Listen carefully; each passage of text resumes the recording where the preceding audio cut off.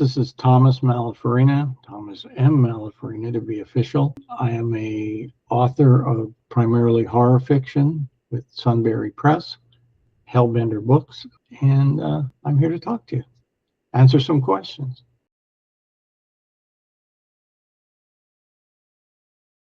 Goals for my writing are primarily three types of goals I have, and the first one I've already achieved.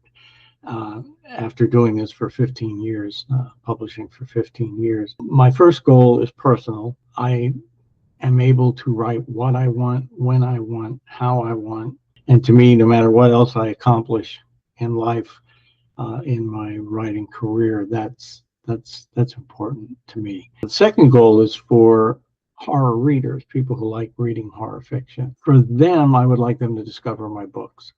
I think they'd enjoy them. I think they'd enjoy my stories, and that's my goal for them. My third goal is for the number of people that don't like to read but love horror. They love horror movie, horror TV shows, and things like that. You know, if all that's available is my books and my stories, they're going to miss them. So at some point in time, I would love to be able to have my books turned into movies or TV shows or films. Most of my short stories fit very well into a Twilight Zone type of short story arena, and I see that as a possibility, and I think that would bring in a lot more people. A lot of people don't realize that when they're watching a movie, they forget that somebody had to write that, had to come from somebody's imagination.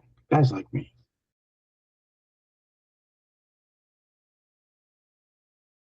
I never know when they're going to come or where they're going to come from. Maybe I've got some muses hiding out there somewhere, but they just come. And I think the key is for anybody who's writing or in any creative endeavor, you recognize when an idea is there. It might be a word, it might be a phrase, it might be a basic storyline, especially with the smallest detail. The thing is to recognize it, go with your gut. I use my gut a lot. If I hear a word or a phrase anywhere that I happen to pick up on it, and it causes me to go, whoa, what was that? I immediately document it and tuck it aside for a rainy day. And eventually, sooner or later, I get around to writing.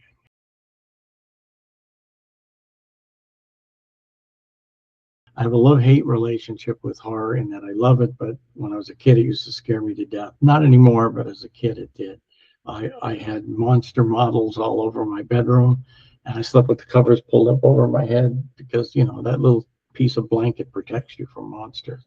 First thing that got me into horror writing was I read Telltale Heart by Edgar Allan Poe when I was just a little kid. It was one of my sister's older books. I read it in the house by myself, scared the daylights out of me, loved it. But I think the reason people like it is the same reason they like amusement parks and roller coasters, because it's a thrill, it's an adrenaline rush, and it's safe. Those same people, myself included, wouldn't want to walk down a dark alley in a dangerous part of a city because that's real danger. Horror movies allow you to take some time out from reality, get that little adrenaline rush, and then still be safe in your nice home on your nice sofa.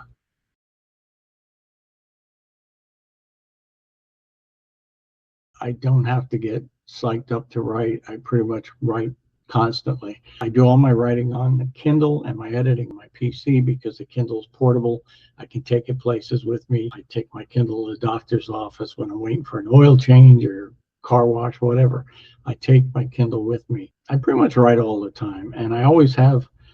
On my Kindle, there's probably at least 30 stories in process at any given time. I like my stories to flow and feel not forced, but feel like they're coming from me in a natural way. So if I feel myself, I guess people call it writer's block. I never had writer's block, but if I feel myself pushing the story out, like it's not flowing properly, I stop and I go and do another story and come back to it later.